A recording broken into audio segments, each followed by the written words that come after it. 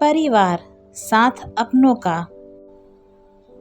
निरंजन जी अपने घर के बरामदे में बैठे अखबार पढ़ रहे थे। तभी उनकी पत्नी संतोष ने चाय देते हुए पूछा, आज आप अखबार ही पढ़ते रहोगे या कोई और काम भी करोगे? निरंजन जी बोले, हाँ हाँ, आज की छुट्टी पूरी तुम्हारी, बताओ क्या करना है? संतोष बोली, वो मैं सोच रही थी देवर जी के घर जाने की। निरंजन जी ने कहा, क्या राकेश के घर? नहीं, मैं वहाँ नहीं जाऊँगा। तुम जानती नहीं, अपना हिस्सा मांगने के लिए उसने कितनी बेइज्जती की थी हमारी। बाबूजी के मरते ही उसे हिस्सा लेने की इतनी जल्दी थी कि 13वीं तक भी नहीं रुका, पहले ही लड़ाई झगड़ा शुरू कर दिया। संतोष बोली, वो सब तो ठीक है, लेकिन इस बात को 5 साल बीत गए। निरंजन जी बोले, तो इन 5 सालों में वो एक बार भी हमसे मिलने आया या कभी फ़ोन पर बात की? वैसे आज अचानक वहाँ जाने की जिद क्यों कर रही हो? संतोष बोली, नहीं कुछ नहीं, बस ऐसे ही। निरंजन जी ने कहा, मैं तुम्हें जानता हूँ, तुम कोई काम ऐसे ही नहीं करती। सच सच बताओ, क्या बात है? संतोष ने कहा, कल मुझे बाजार में उनके घर में काम करने वाली रूपा मिली थी। वह बता रही थी कि अपनी काजल को कोई बड़ी बीमारी हो गई है। महीने में 2 बार उसे लेकर दिल्ली इलाज कराने जाते हैं और 1 हफ्ता रुक कर आते हैं। निरंजन जी ने कहा, क्या काजल, क्या हुआ उसे? संतोष बोली, रूपा को कुछ ज़्यादा नहीं पता था। वो तो कह रही थी सारा पैसा बेटी की बीमारी में लग गया, अब तो मकान बेचने की तैयारी हो रही है। मुझे भी कह दिया कि कहीं और काम ढूंढ लो। यह सुनकर निरंजन जी असहज हो गए। निरंजन जी ने कहा, इतना नालायक है, कुछ बता नहीं सकता? चलो अच्छे में ना सही, बुरे समय में तो खबर दे सकता है, पर उसकी तो नाक कट जाएगी मदद मांगने में। संतोष कहती है, सुनो जी, मैं तो कहती हूँ छोड़ दो पुरानी बातें, चलो एक बार मिल आते हैं। निरंजन जी बोले, ठीक है, तुम तैयार हो, मैं गाड़ी निकालता हूँ। दोनों राकेश के घर पहुँच जाते हैं। संतोष आगे बढ़कर घंटी बजाती है। निरंजन जी कुछ पीछे खड़े थे। मधु गेट खोलती है। संतोष और निरंजन जी को सामने देखकर सकपका जाती है। उसकी आंखें छलक आती है। एक टक देखने के बाद मधु बोलती है, दीदी आप, कहकर गले लग जाती है और रोने लगती है। संतोष ने कहा, अरे रो क्यों रही है, देख तेरे भैया भी आए हैं। मधु अपने को संभालते हुए निरंजन जी के पैर छूती है और दोनों को अंदर लेकर आती है। अंदर आते ही दोनों दंग रह जाते हैं। घर का आधे से ज़्यादा सामान गायब था। ड्राइंग रूम में जहाँ शानदार सोफ़ा पड़ा होता था, वहाँ 2 प्लास्टिक की कुर्सियाँ पड़ी थी। दोनों बैठ जाते हैं। निरंजन जी ने कहा, राकेश कहाँ है? मधु ने कहा, जी वो काम पर गए हैं, मैं अभी फ़ोन करती हूँ, वो आ जाएंगे। मधु जल्दी से दोनों के लिए पानी लाती है। किचन में जाकर चाय चढ़ा देती है। संतोष उसके पीछे पीछे किचन में पहुँच जाती है। किचन का हाल देखकर उसे बहुत बुरा लगता है। बड़ा सा फ्रिज, माइक्रोवेव सब गायब था। संतोष ने कहा, काजल कहाँ है? क्या हुआ उसे? मैंने सुना है उसकी तबीयत ठीक नहीं है। अब मधु के सब्र का बांध टूट गया और वह फूट फूट कर रोने लगी। मधु ने कहा, दीदी काजल को कैंसर हो गया है, न जाने हमारे कौन से कर्मों की सज़ा हमें मिल रही है। दिल्ली से इलाज चल रहा है, सारी जमा पूंजी लगा चुके हैं, घर का सामान भी बेचकर उसका इलाज करा रहे हैं।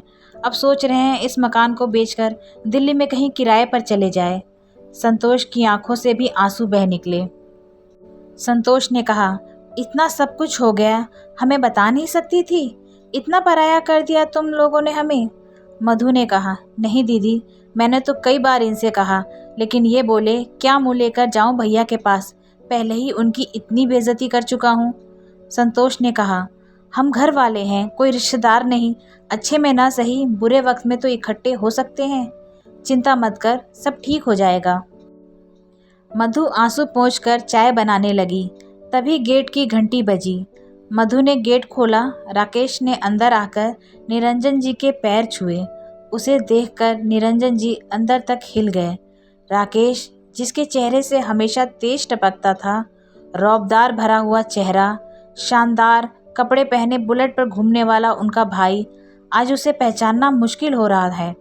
पीला पड़ा चेहरा, गाल अंदर धंसे हुए, बालों में सफ़ेदी छलकने लगी थी।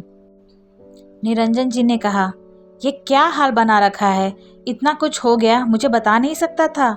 राकेश बिना बोले अपराधी की तरह सिर झुकाए खड़ा था, उसकी आंखें नम थी। संतोष ने कहा, देवर जी आपने तो हमें पराया कर दिया, ऐसी भी क्या नाराज़गी। राकेश ने भाभी के पैर छुए और बोला, नहीं भाभी ऐसी बात नहीं है, हिम्मत नहीं पड़ रही थी आप लोगों के सामने जाने की। जो मैंने आपके साथ किया शायद उसी की सज़ा मिल रही है।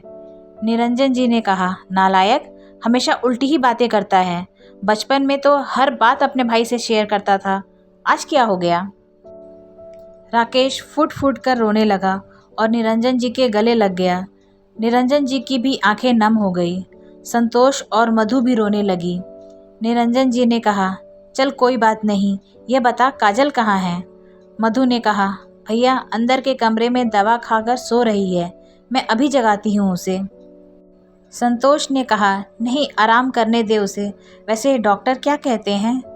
राकेश बोला, पता नहीं भाभी, लंबा इलाज चलेगा। निरंजन जी ने कहा, चिंता मत कर, मैं देखता हूँ, तू उसकी सारी रिपोर्ट की कॉपी मुझे दे दे। संतोष बोली, ये मकान बेचकर दिल्ली जाने की सोच रहे हैं।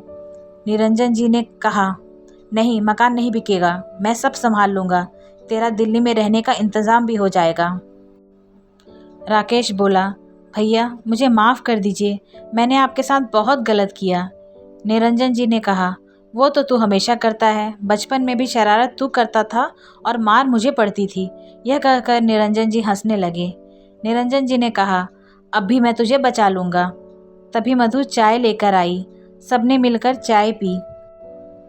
मधु ने कहा, भाभी काजल उठ गई है। चारों काजल के कमरे में पहुंच जाते हैं। सामने पलंग पर कमज़ोर सी लड़की, आंखों में गड्ढे, मुरझाया चेहरा, एकटक सबको देख रही थी। संतोष ने कहा, अपनी बड़ी मम्मी को भूल गई बेटा। काजल को संतोष ने गले से लगा लिया। निरंजन जी ने कहा, मेरा शेर बच्चा कैसे बकरी बन गया। ताया जी के साथ रहता था तो कभी बकरी नहीं बनता था। तेरा बाप तुझे खाने को नहीं देता क्या। काजल बोली, आप मुझसे मिलने नहीं आए, आपकी चॉकलेट नहीं मिली इसलिए कमज़ोर हो गई। निरंजन जी ने कहा, तू ठीक हो जा, फिर तुझे हम अपने घर ले जाएंगे। सबसे मिलकर दोनों घर की ओर चल दिए। घर पहुंचकर निरंजन जी गहरी चिंता में डूब गए। निरंजन जी काजल की रिपोर्ट लेकर अपने डॉक्टर से बात करते हैं। वह उन्हें एक स्पेशलिस्ट से मिलवाता है। एक सप्ताह बाद वे दोनों राकेश के घर पहुंच जाते हैं। निरंजन जी ने कहा, सुन, मैंने सारा इंतज़ाम कर दिया है। काजल का इलाज दिल्ली के सबसे बड़े अस्पताल में होगा।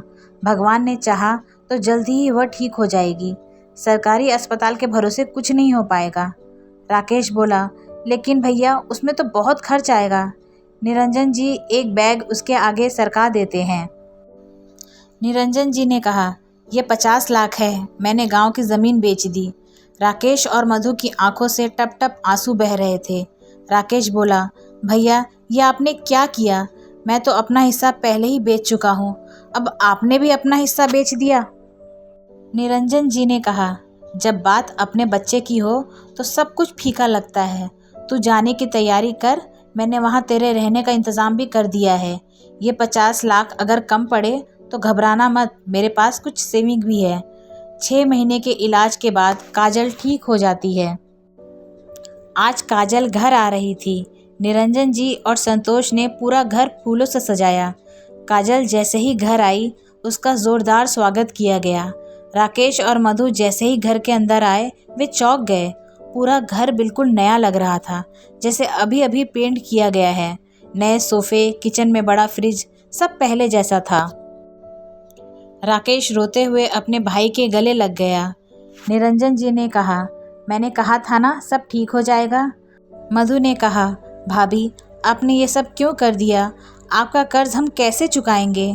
संतोष ने कहा, पागल, घर वालों पर कोई कर्ज नहीं होता, हमारे रहते तुम कष्ट उठाओ ये भी तो नहीं हो सकता।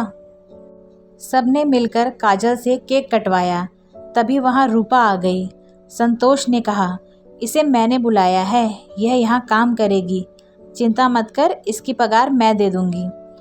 राकेश बोला, नहीं भाभी, अब मैं पूरे जोश से काम करूँगा और सब संभाल लूँगा। निरंजन जी और संतोष उनसे विदा लेकर घर की ओर चल दिए। अपना सब कुछ लुटाकर अपना परिवार पा लेने पर खुद को गर्वान्वित महसूस कर रहे थे। परिवार का साथ बड़ी से बड़ी मुसीबत से भी लड़ने की ताकत देता है और हमें हौसला और हिम्मत देता है। इसलिए अपनों के अच्छे और बुरे दोनों ही समय में अपने परिवार का साथ देकर उनकी ताकत बननी चाहिए। ऐसे ही और प्रेरक कहानियाँ सुनने के लिए कृपया मेरे चैनल को सब्सक्राइब करें और अगर ये कहानी अच्छी लगी हो तो लाइक करें, कमेंट करें और अपने दोस्तों और परिवार के साथ शेयर करें। धन्यवाद।